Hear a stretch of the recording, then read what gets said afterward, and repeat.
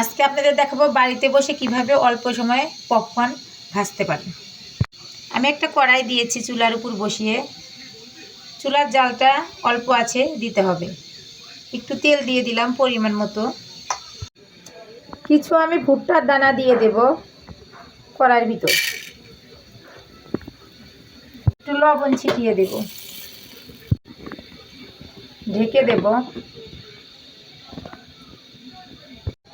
দেখেন কিভাবে ফুটে উঠছে।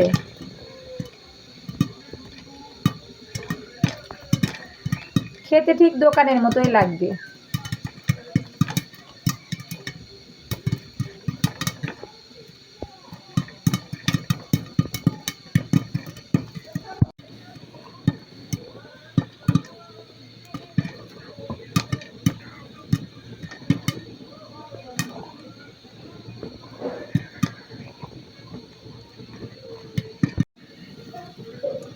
হয়ে গেছে সবগুলো পপকর্ন ভাজা।